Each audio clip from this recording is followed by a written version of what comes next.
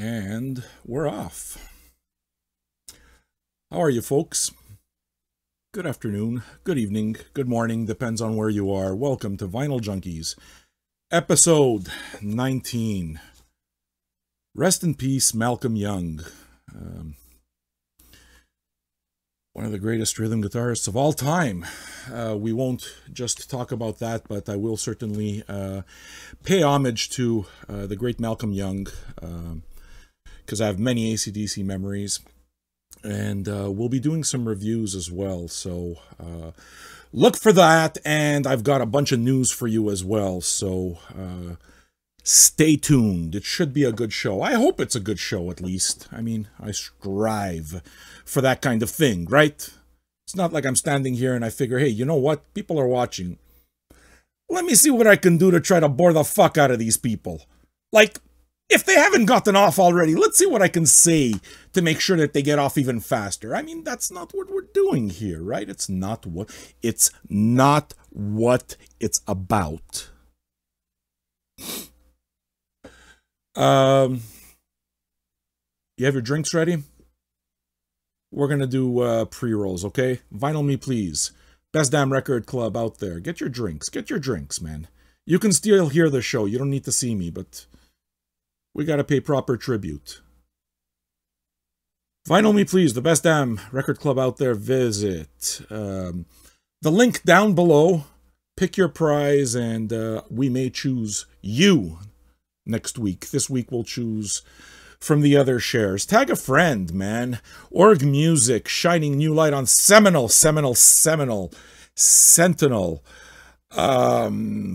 Fluids, recordings from vinyl catalogs like CTI Records. I love CTI Records. And Sun Records, and I love Sun Records, and we're going to be doing interviews with stuff connected to Sun Records. So you old-timers, you old-timey people, stay tuned. And Black Lion, man, they're releasing a lot of stuff on Black Lion Recordings, and it's fantastic. You'll be hearing me talk a whole lot more about that. Atlantic and Columbia Jazz, just basically go visit, for fuck's sake. Go visit, all right?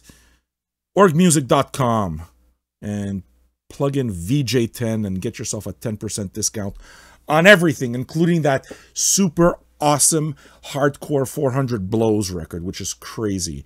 And finally, we got Vinyl Style. We'll talk about them. Vintage solutions for the modern era. You need stuff to make your vinyl sound good and look good and clean. These are the guys, man. Vinyl Style provides the highest level of sustainability for your records and accessories, while most importantly, remaining affordable. It is very, very important to remain affordable. Protect your collection with Vinyl Style today. Vintage solutions for not the ancient era, the modern era. Thank you very much. We do have other sponsors, but they never gave me a pre-roll, so I don't say them shits. This means that we get into the show, and I guess I'm, like most of you, found out only this morning, right? A whole lot of people are still finding out. Malcolm Young, the rhythm guitarist of AC/DC, has passed on from this great mortal plane. And you know how it is when musicians pass away, or these big people. It's kind of like you have those who kind of want to, like, ooh, that was a really gross burp. I wonder if it came out. Were you able to hear that? I was talking, but that rumbling in my throat was actually just a burp coming out. Sounded horrible. You know how it is on line, right? You got the clarion calls, the clarion callers. So when somebody dies, you know, you always want to be first to tell everybody, so that everybody learns the news from you. So it's like this time around, for this sad occasion, Eric Polderman of our very own Vinyl Junkies group and admin extraordinaire had posted it, and I didn't even believe it, but I didn't even bother checking. I don't even know what he died of. I'm not sure it matters, but of course the screens go off. I mean, Why would anything go well? Why? Cocksuckers. Hey. Sorry, and sorry. I think I'm back up. Let's hope that I'm back up. This fucking thing, you know. Shit happens, dudes. Shit happens. So now I'm just going to check to make sure that this is actually going on, and we'll try to pretend that none of this bullshit happened. How's that? Bullshit. Bullshit. Bullshit. Bullshit. Is it on? Is this bullshit on? Is this bullshit on? I'm gonna play some music for you. Is this bullshit on? I can still do something. Is this bullshit on? Is this bullshit on?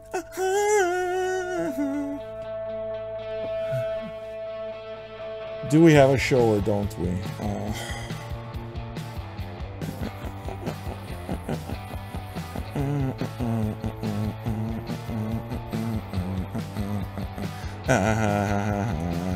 Sorry, folks, I gotta check. I gotta make sure.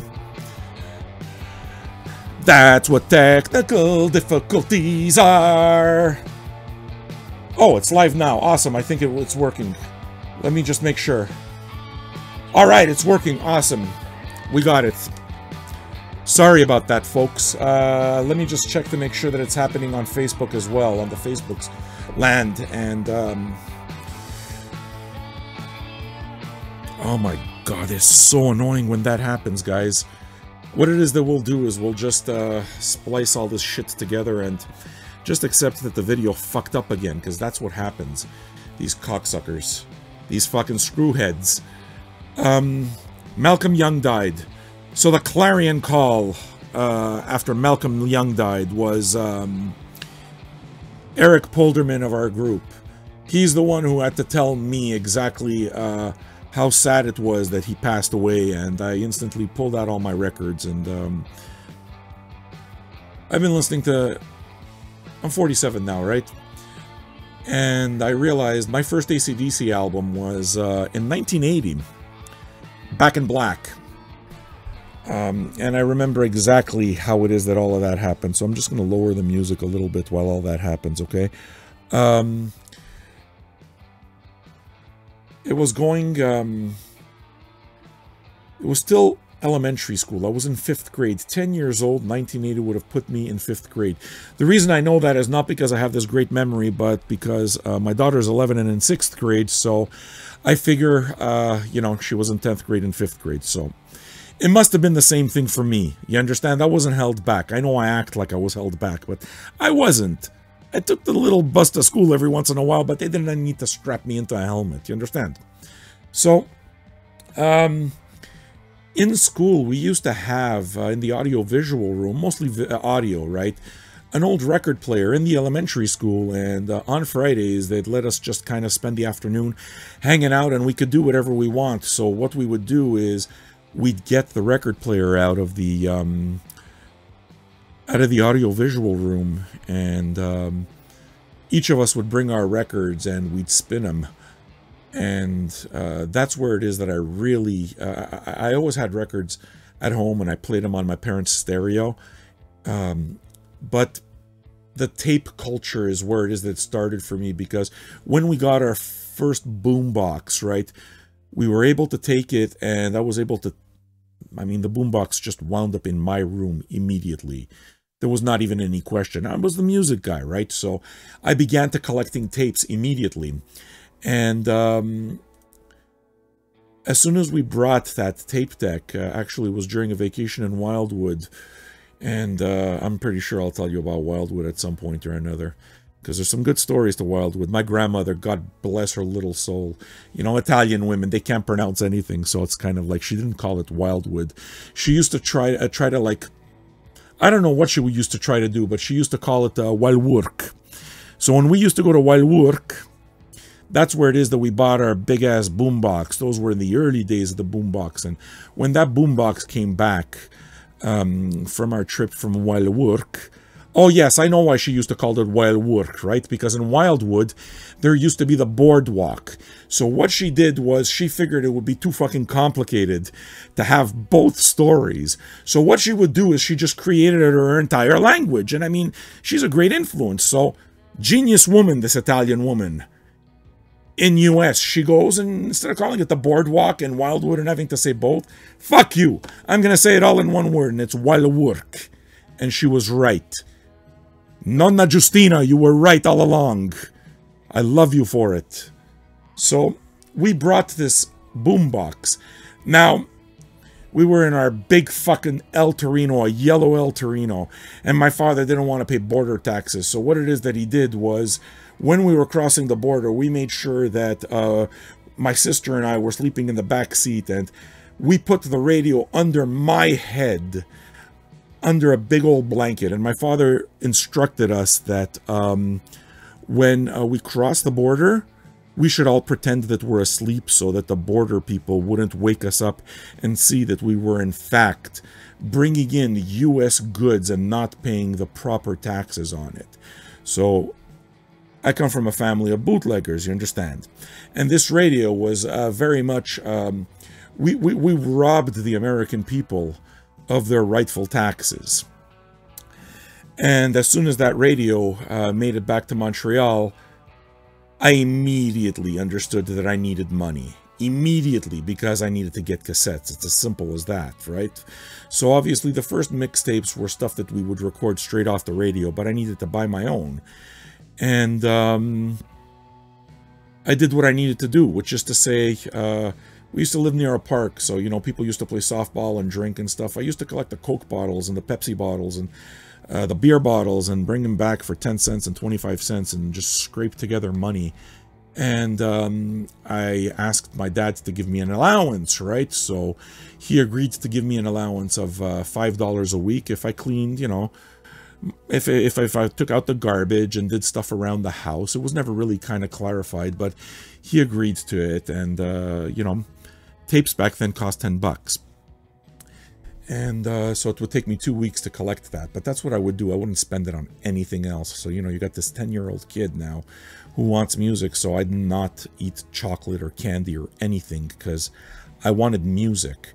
And I'd scrape around in the neighborhood trying to collect bottles because I would bring them to the dépanneur, which is what they call the convenience store here in Quebec, because we're Québécois. And I'm not pronouncing it wrong because that's the way my grandparents pronounced Quebec. So we are Quebec and I am Québécois. And, you know, I'd collect these bottles and do what it is that I needed to do. So every week it was on a Thursday because I guess that's what payday was. You know, I'd ask my father because my father never really came forth and gave me $5 out of his wallet. Fuck him. No, never. So I'd have to ask for it. And of course I knew, I came to know really quickly that when I got that $5, it necessarily meant that I would be basically verbally assaulted by a litany of you know, letting me understand exactly what a fucking leech I was and what a fucking bum I was for wanting this money and basically insulting me with every name in the book so that I can collect this money. So these $5 a month were blood money. They were, man, because I had to suffer through them every Thursday. But the offshoot of that is that I got, every 2 weeks, I got to buy a record. I got to buy a tape.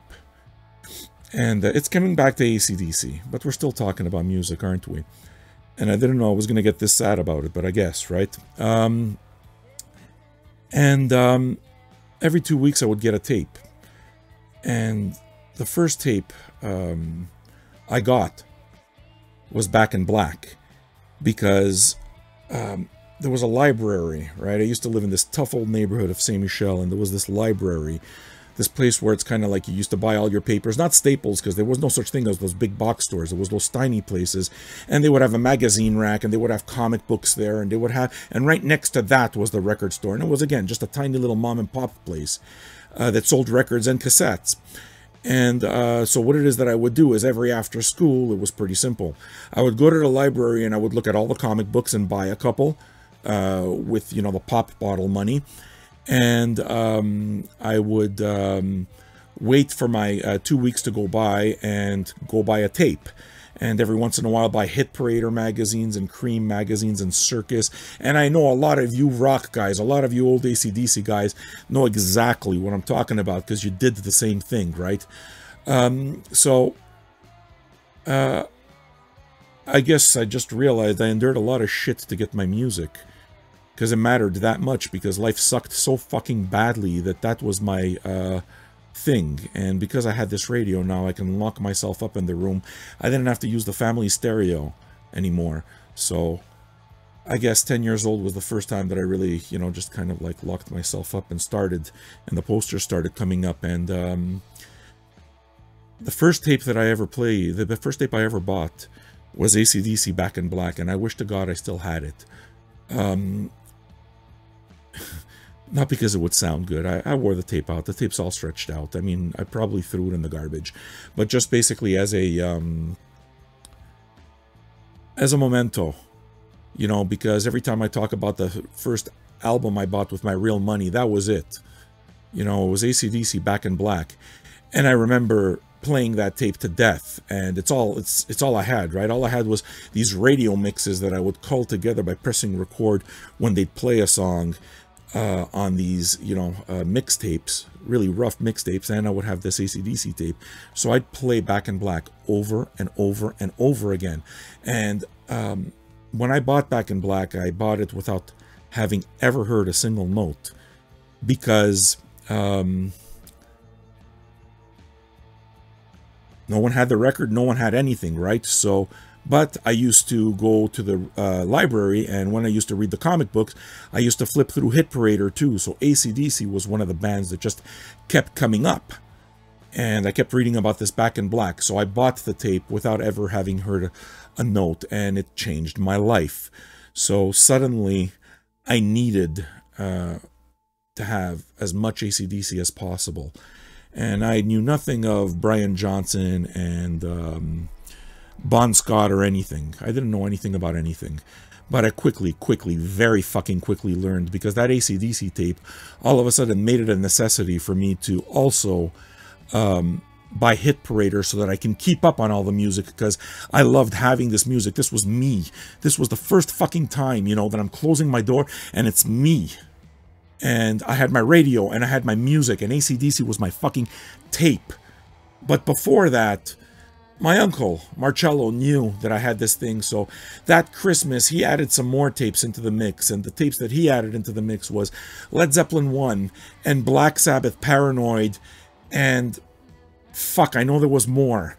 And they might come to me. So from that AC/DC tape, all of a sudden Led Zeppelin 1 and Paranoid came in, and I was hooked, and I knew I needed more. So I had to basically get fucking blasted by my father every 2 weeks so that I can collect my $5, and I didn't give a fuck, right? I did my homework, and as a little kid you learn how to build armor, and you go on. I mean, you know, you wind up really believing that you're a piece of shit, right? So what winds up happening is you leave high school, and already you're that kid that acts out, you know, the metalhead in training type of thing. The kid that acts out in school, sure, the good grades, but AC/DC, man, I just rock and roll, ain't no pollution. And hell's bells, Jesus Christ. Shoot to Thrill, it's like, oh my God, it's all coming back to me, the goosebumps. Because I go back to those days of elementary school, and I quickly convinced the teacher there that we needed a tape player too, because tape was the future. So they got a tape player, and we'd have the record player, and we'd have our friends bringing their albums. And, you know, I had a friend who would bring fucking Styx records and ELO. Oh, Jesus. His big thing is he'd play Telephone Line. And he'd bring his B-52s record, and that's the first place I heard Planet Claire and Rock Lobster. Fucking, I really need these records. And another guy had an April Wine record, and we'd listen to that. And I'm the one who pushed for tape, because I had my Kiss records, and of course I brought my Kiss records. And, you know, we all had Grease, and we all had Saturday Night Fever, but I wanted to play my AC/DC, because AC/DC was the first fucking current, really current record that I bought, and I wanted people to see, like, holy shit, man, look at what's happening in music. And they finally, the audiovisual department finally brought that, that tape player, and I fucking instantly rushed. I was the first one to check it out, right? And you used to have to check it out of the library with the little cards and stuff and the stamps. First person. And we brought that tape in, and we put in my AC/DC tape. And I was the first person in 5th grade at age 10 to play AC/DC, Back in Black, for all of my elementary school friends. And I wonder how much it mattered to them, because it mattered a whole lot to me, because metal and rock just became who I was. I was the music guy, because every 2 weeks I made sure I got my money no matter what, and I made sure I didn't spend any more than I had to, because I had to have money for my music. And it just went on, and it never stopped. It never fucking stopped. I've been buying music since then. Difference is that after a couple of years I got fed up of just I got fed up of being treated like shit, you know. So what it is that I did was I decided, I guess, that having to endure that for $5 wasn't worth my while. So I got myself a job delivering groceries on a bicycle for the local dépanneur, again, the corner store. And the guy used to pay me $1 an hour. And I was fucking chuffed. I was so chuffed, man. Because what it is that I would do is, after I'd finish school, I'd quickly get my homework done. And I was a good student, so, you know, it got done pretty quickly. But, you know, I'd get to work at 5 o'clock. And I'd work from 5 to 9, and he'd pay me $1, which meant that I could work on, what was it, Wednesdays, Thursdays, and Fridays. I could work 4 hours each of those days, right? So we had 12 hours there, yeah? And then on Saturday and Sunday, I would work 12 hours. I would work from 9 a.m. to 9 p.m. So that was a whole fuckload of money, man. I felt rich. I was a 10-year-old who was making, what, $48 a week? Working 48 hours to do it while going to school, but it didn't matter because I got my music, you see. And what wound up happening is I'm the kid who could buy everything. Not because my parents bought me anything, but because I busted my balls to get it, because art mattered that much. So before you knew it, I had AC/DC's Highway to Hell, and I had Dirty Deeds, and I had Powerage, and I had them all. I had them all. And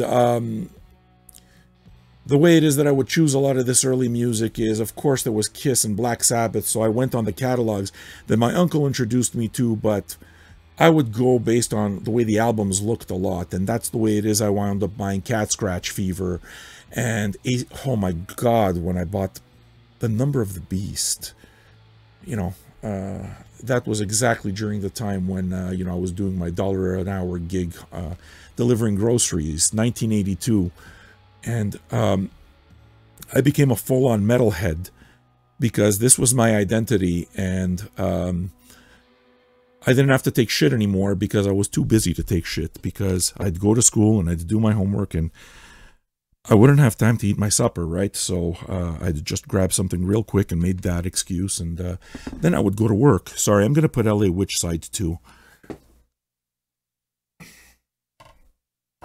So then what I would do is I'd go to work, and by 9 o'clock, you know, you'd come back home and you'd go to bed and do it all over again. So that's the way it is that I got away from, you know, listening to people treating me like shit. Music saved me because I had my boombox, I had my job, and my job was fuck you. I had all the anger in the world, and I had my tapes. And my first tape was AC/DC's Back in Black, and I was hooked. And Malcolm Young is my fiber. Malcolm Young is as much a part of what made me, one of the only things that made me feel good when everything else felt bad. So I can't split it and say it was Bon Scott or it was Brian Johnson or it was whatever. You know, obviously Angus was always the guy who caught all the attention because all of them, I knew all of them. And this was the most basic thing. This was the most basic, beautiful, important thing in my life. And Malcolm was there.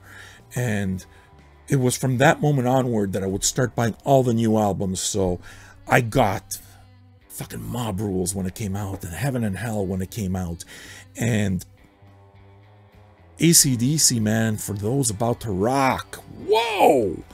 I was always the kid who had it first, because I spent every penny on music. Whether it be magazines, I'd stopped collecting even comics at that point, because you can't collect everything, so I just went to music.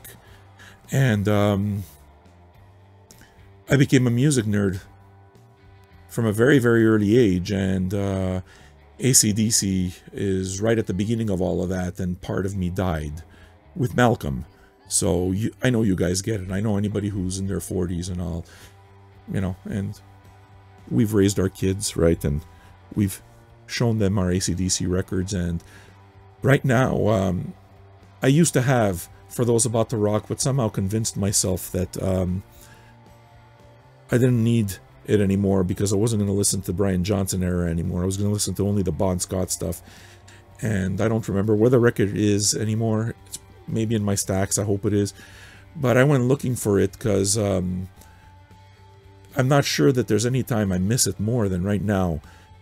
Because buying that tape and being the first guy on the block to have that tape and the first guy in high school to have that tape made me a big shot. And it was one of the only times that it made me a big shot because I was just, you know, mostly the fucking weird kid who got bullied in school and got treated like shit at home. So that's how much Malcolm Young mattered to me. And I told myself that I didn't need Back in Black anymore because I'm so burnt out on it. And I realize right now that I don't have Back in Black, and I really, really, really, really need Back in Black very badly. And I'm going to get Back in Black. No radio, there's nothing's going to burn me out to that. You can't burn it out. It's part of my DNA. So, look, it's with that Malcolm, man, thank you. Pour one out, all right? First sip goes to Malcolm, always.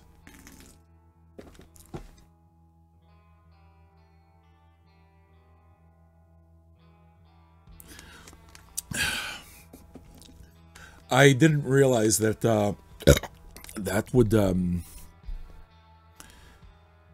I didn't realize I would dig that deep. Shit happens, right? Told you the show would be authentic one way or another. 1 minute I'm making a joke and another minute I'm fucking crying in my soup. What do you want me to tell you? Life's a bitch and then you die. Thanks, Malcolm. AC/DC was also the first and only fan club I ever joined. I didn't even join the KISS Army, but I joined the AC/DC fan club, and the first thing I did was wrote them, and I thought that they read everything, so I started asking for a whole bunch of shit. And I'm pretty sure that the first poster that I ever put up on my wall was, fuck again, I wish I had For Those About to Rock. You know the middle poster? The fold out there, the middle poster For Those About to Rock. It used to be, they used to sell it at this store called Miracle Mart, and my Aunt Gina bought it for me. And I hung up on my wall, and that's where it is that Metalhead me started. Real fucking young. And you want to know why metalheads are young, angry? Well, looks like we probably all have our fucking stories, right? So there you go.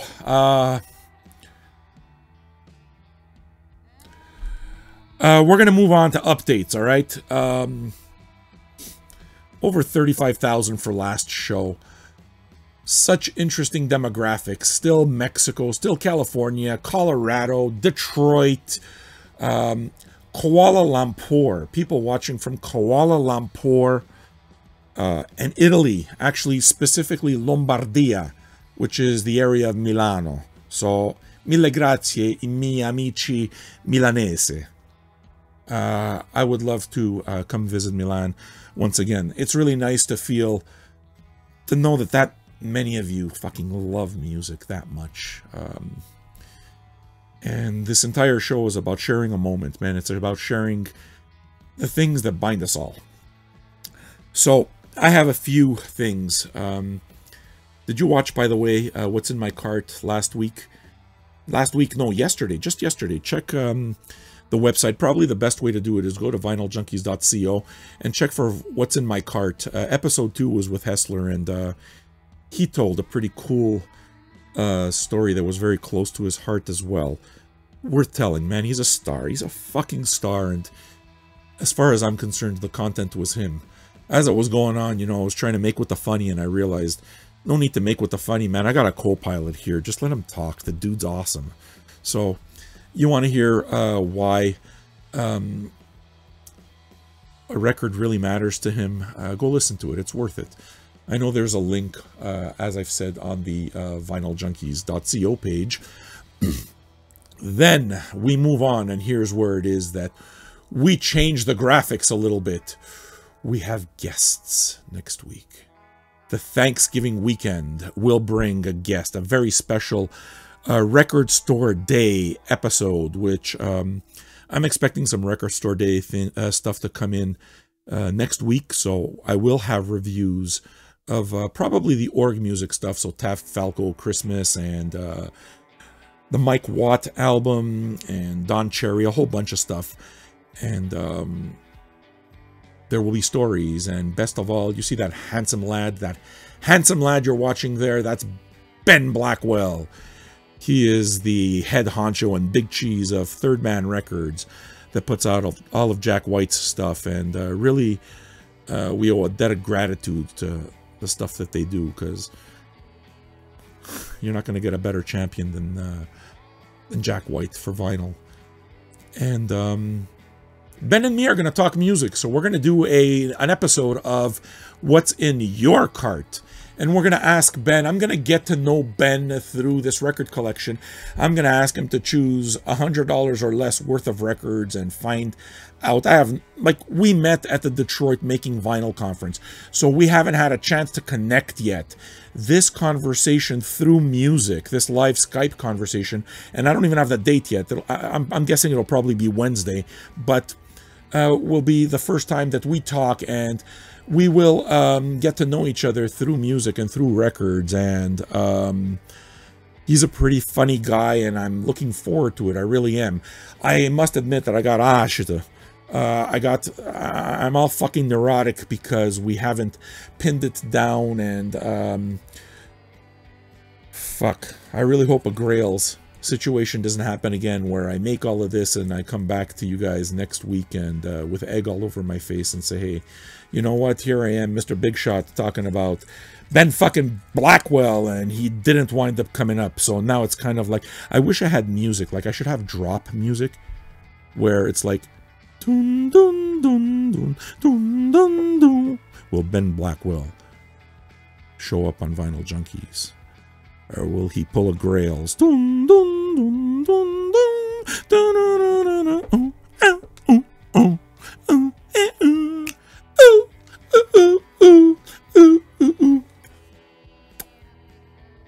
We don't know what's going to happen. After this pathetic performance, chances are he will turn tail and not pay attention to us ever again. And I am a stupid man, so what it is that I'm going to do is I'm going to keep fucking going to the plate, and I'm going to take my swings, because I'm already working on other people. This is a fantastic platform, and the people who come on get to speak directly to you guys, the people who buy the records, and it's interesting content. And the entire point of Vinyl Junkies is to have a conversation about vinyl, bring this community closer, give you guys a chance to see what happens, you know, the days of our lives, us vinyl superstars, right? Well, I'm a vinyl peon, right?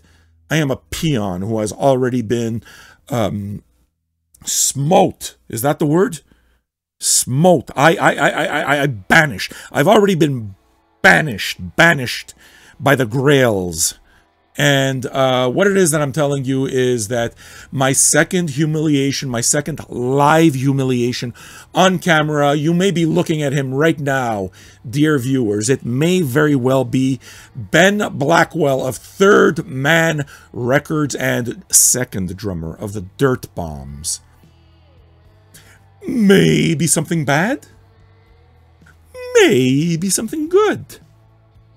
That's it. I'll never know. Meanwhile, I'm on my fucking phone and on my mouse, clicking like a madman, waiting for these fucking people to respond to the email because I get all nervous, you understand? I got anxieties because I want to put on a good show. And I don't want to look like that fucking asshole who keeps talking about the people that he's going to have on the show and none of them show up. Because if that's the case, you know what I'm going to do for next time? I'm going to announce my next guest. My next guest is going to be fucking Paul McCartney. I figure if I'm going to get fucked over, I better get fucked over by the best. You understand? Nah, man, people are busy, and Ben's a stand-up guy, and I just put him on the spot, didn't I? And I'm looking forward to it. Really, it's going to be fun, man.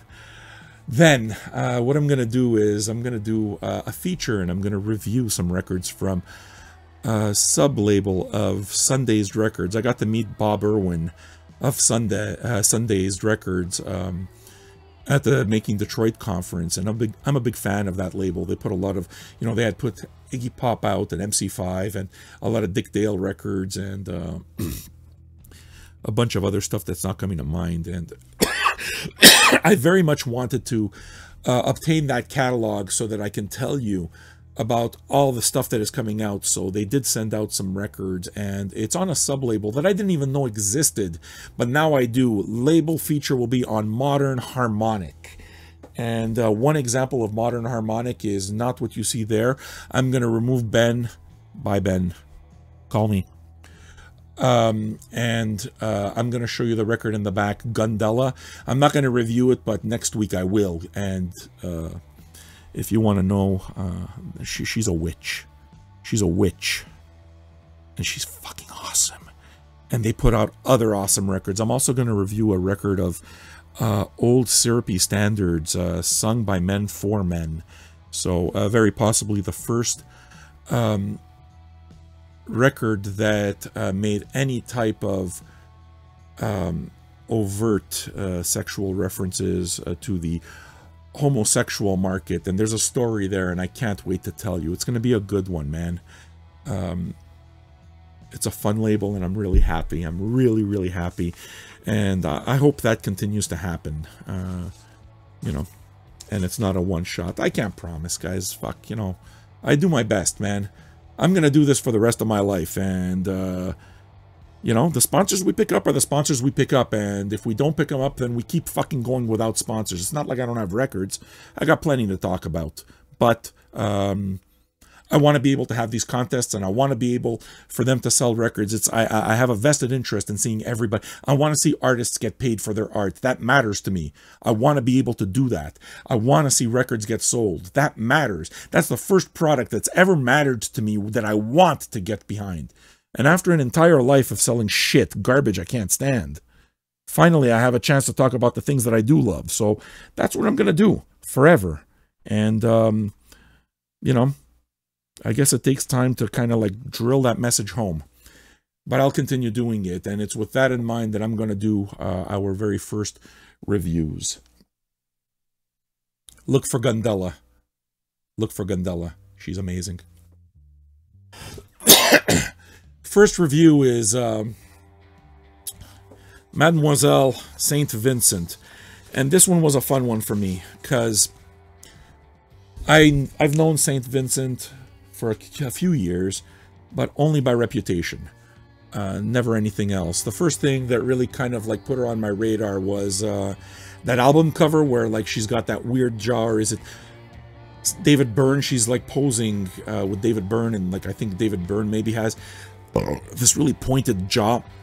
and it looks pretty cool, and that kind of caught my attention right away, because it's like, I have a tremendous amount of respect for David Byrne and everything he does, from running a label to Talking Heads and his solo material and so forth. So I knew that he wouldn't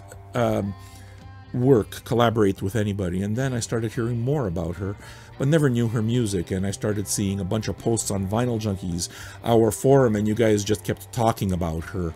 So, you know, color me interested, but you can't know everything, right? So when Vinyl Me Please announced their November album of the month, it's the new St. Vincent record, which is called Masseduction.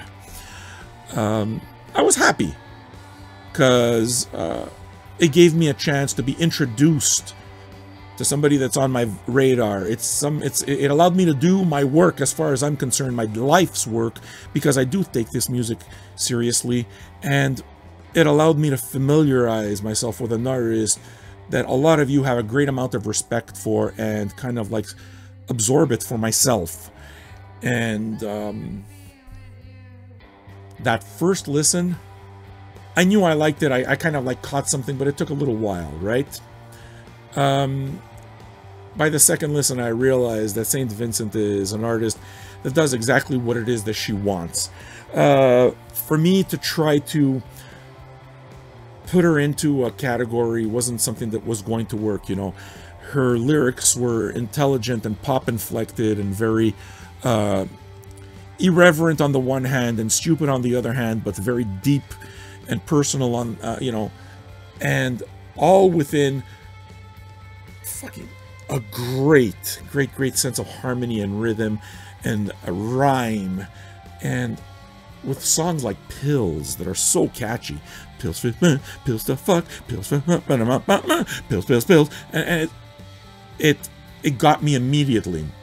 And I realized that this is an artist that I need to pay more attention to, and it's an artist that I will be getting more records from, and I hope that, you know, it happens. And another thing that really salted it at weight to me and really reached it where it's like, I could tell, I mean, this is an artist, right, is, you know how it is, people put out the colored vinyl. I don't know about you guys, but very often I'm kind of like fed up of colored vinyl because it's just colored for the sake of it. But I mean, in the case of St. Vincent, check it, man. That's the cover, right?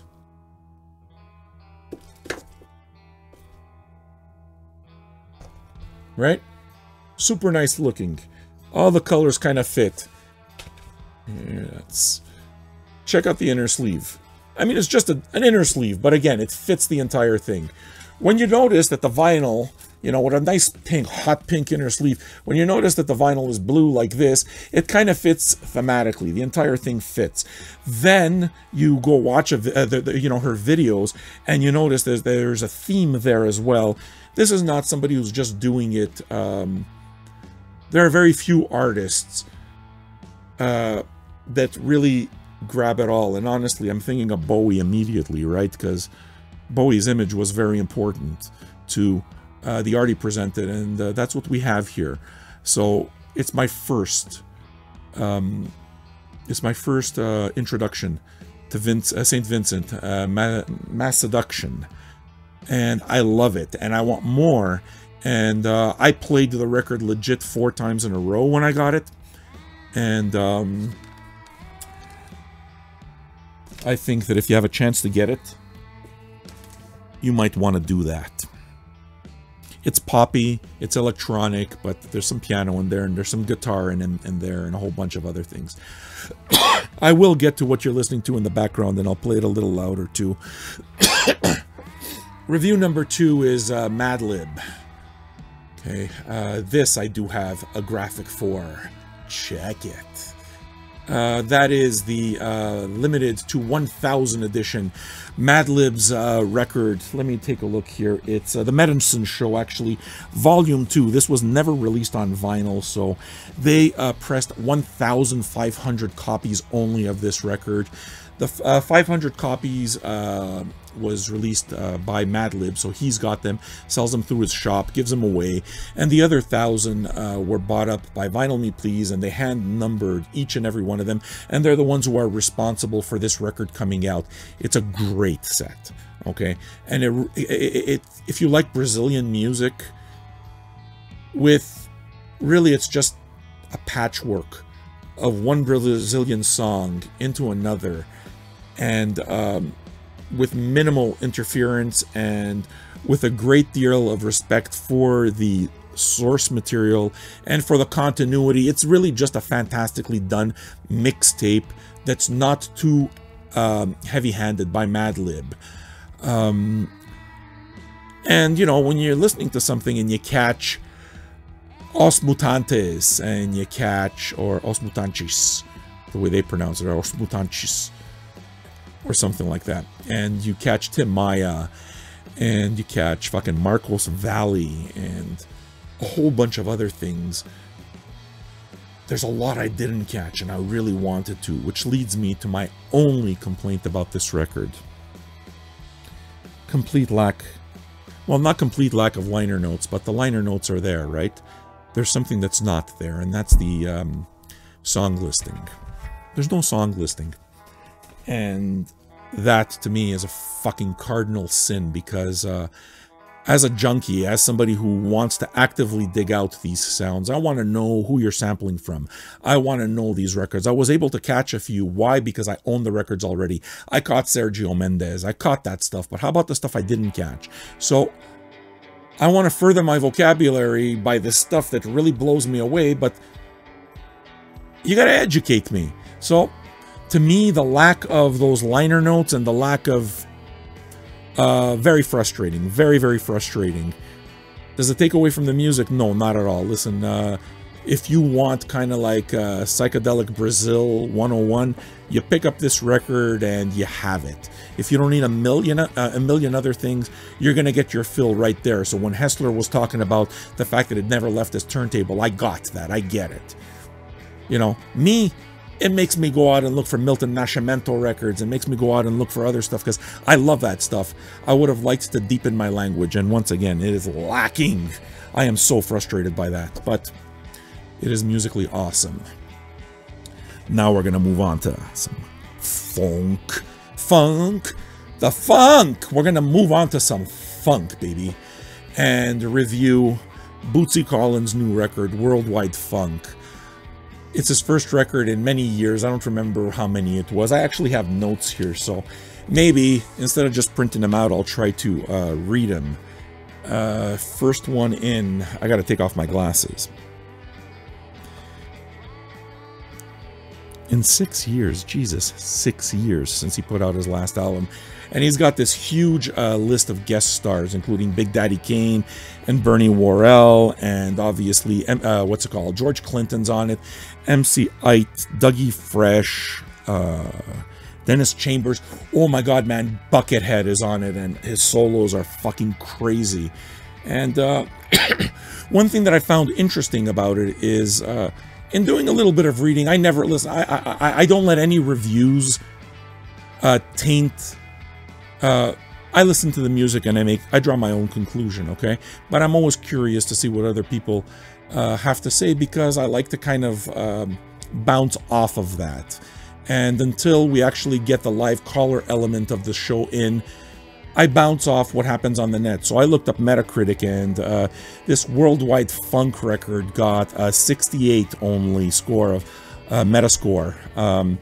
And these are the reviews. Just let me read them to you, okay? From the title track onward, he slaps down 25 minutes of spring-heeled and rump-shaking, bumpin' bootsy funk. This is a good review from Mojo, which will pick up again after Ballad Heaven Yes, Gentler Ladies Night, and the Poppy Can... Okay, whatever, no good. Not a good review. Yeah, these reviews kind of suck. The album doesn't, though. The album is good. Actually, I'm pretty sure that I printed out some of the bad stuff, so if you give me a second, I will look at it. Bootsy shines... Ooh, okay, Classic Rock Magazine. Yeah, this is where it is that I started getting frustrated. When it's the rock zines that start, you know, talking about funk records. And basically the complaint, you tell me what the complaint is. Bootsy shines brightest when the Big Daddy Kane's pipe down and he gets to consider mortality on the poignant Heaven Yes. Pay tribute to the fallen P-Funk comrade Bernie Worrell on A Salute to Bernie, or stretch out on the uncut funk he does best, bolstered by guitarist Eric Gales and veteran Funkadelic drummer Dennis Chambers, and he goes on. So, they don't like the hip-hop part of it. I'll read one more bad one, very short. There's nothing that innovates or is thought-provoking, and that's hardly the point. It's freaky, it's naughty, it'll get your head nodding. So, I disagree on one point, and that is that that there is nothing that moves the language forward. I do think that he's treading new ground. The fact that there is just a ton of stars and guest spots on the record makes it so that you know how it is that a lot of these artists, they get guest stars, but you kind of feel like that's what's propping up the material. In this case, that's not the feeling I get from Bootsy at all. Bootsy doesn't have this to prop up the material because he lays it down better than he ever has. He can still do it, but these stars help him take what he does and move the language forward. So you know what? Fuck you if you don't like Big Daddy Kane. It's fantastic, in my opinion at least. Why? Because I understand that funk and R&B, it all comes from the same source. So,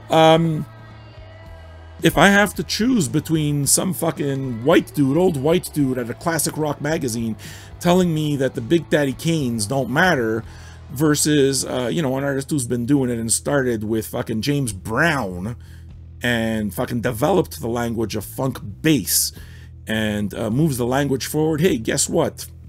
Classic rock loses. Mojo loses. I think the record's fantastic. It's a breath of fresh air, and it's beautiful.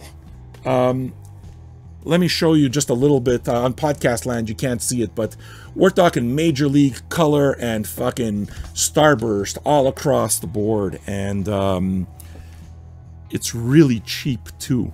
So as far as I'm concerned, it gets my pick for having the complete package. Is the package all like, you know, that collector vinyl stuff? No, but it does have a comic book inside. Fuck, I wish I had it. You see, I knew that I'd miss something. So yeah, it comes with a comic book and it's got all these crazy images. So you know the way it is that the art of Pedro Bell kind of like brought forward the P-Funk legend?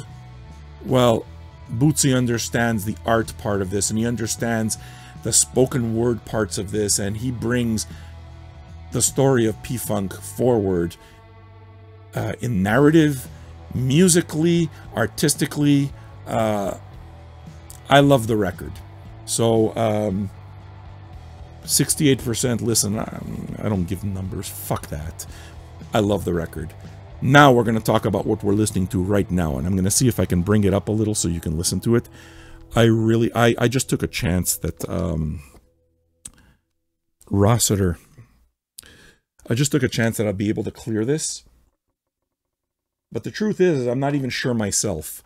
So I may be actually putting together this show, dear folks, and get it fucking knocked down by copyright, and that would suck.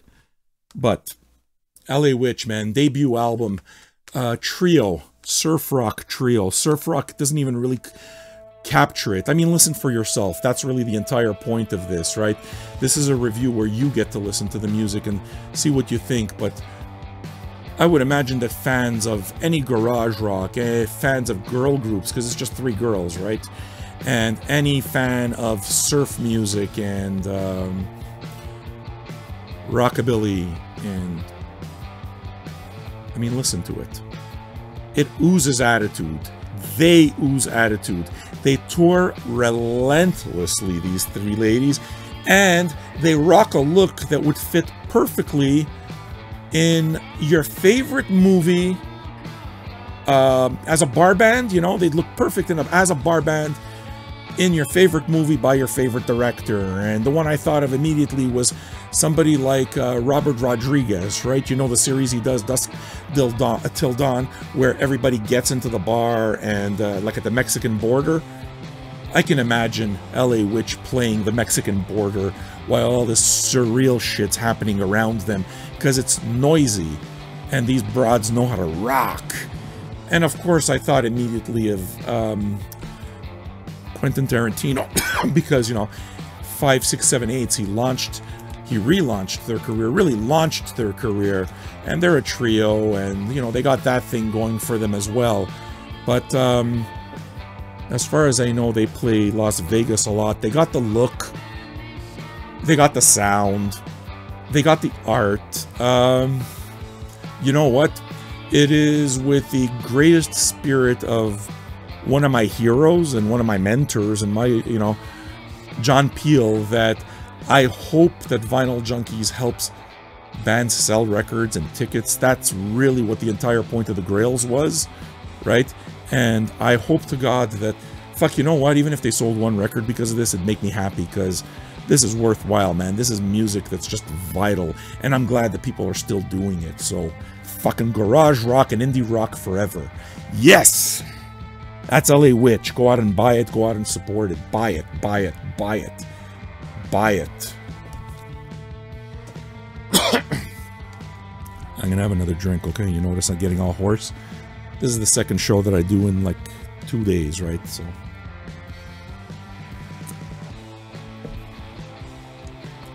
we're gonna move on to King Gizzard and what's it called? King Gizzard and the Lizard Wizard. Talk about prolific. I believe this is the 4th album that they released this year. Once again, this is a band that I just kept seeing come up over and over again, and on the Vinyl Junkies forums, you guys put these records up, and a lot of you have bought the King Gizzard records, but he's got a lot of them. But it's, you know, after a while you start knowing which people post which things, and you start respecting the opinions of the people who post, right? And quote unquote, the people whose collections I really admired and saw myself in and loved were posting a lot of King Gizzard stuff. So I was happy to see some come up in the VMP store, and decided on this one here, which is called Sketches of Brunswick East. The reason it is that I went with it is because the write-up mentioned Frank Zappa. The minute it is that they talked about the write-up, I looked at the cover, and the cover immediately reminded me of Frank Zappa, because there was an album. Which one is it, though? Fuck, is it The Best Band You Never Heard in Your Life? I don't remember, but there's a blue cover with... fuck, I have so many Zappa records, I don't even remember what the names of the albums are. I should have pulled it. But it looks like a Zappa record that he did for what he would call a low-budget orchestra, a small orchestra. So I guess from that perspective, you know, there's a little bit... There's a bit of a similarity. From the art perspective, there certainly is. But... from a musical perspective, I really don't see a whole lot of it. Sure, at times, it reminds me a little bit of a little passage on Weasel's Rip My Flesh, or is it Uncle Meat? You know that?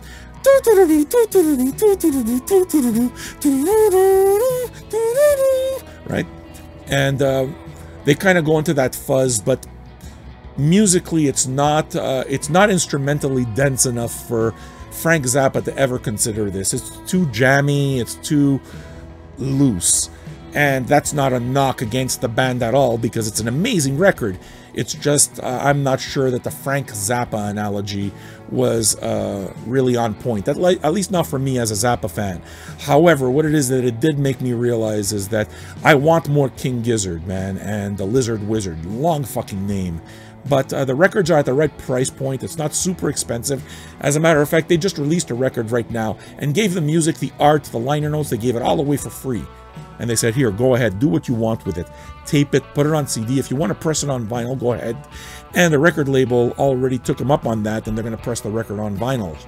And I think that that's the coolest thing in the world, right? Because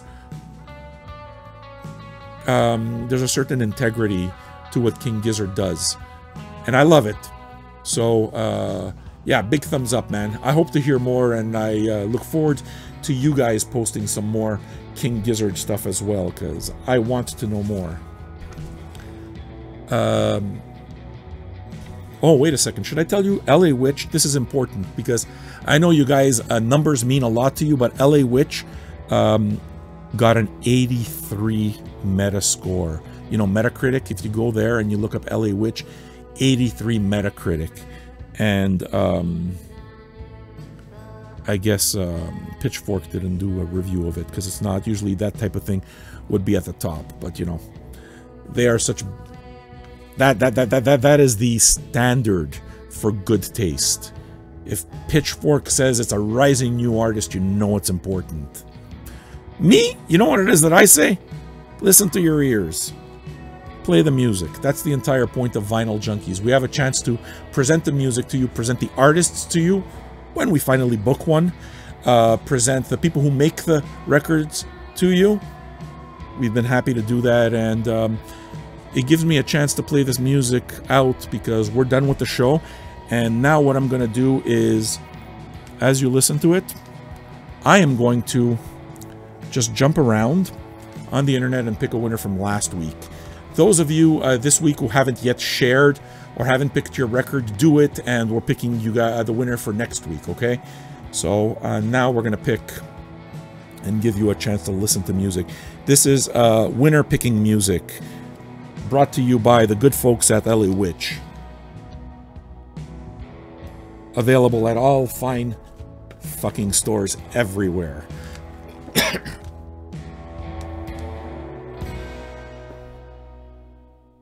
Nice way to end the show, isn't it, though? Kind of gives you a chance to listen to some music. I think it's amazing.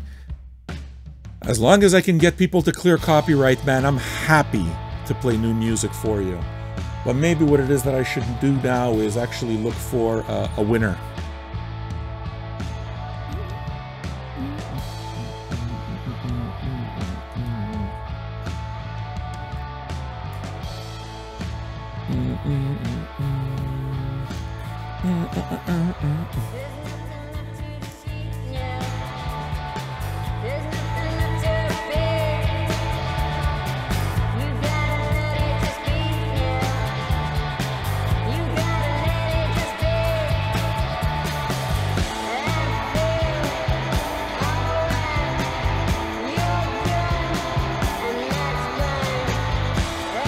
Everything's fucked.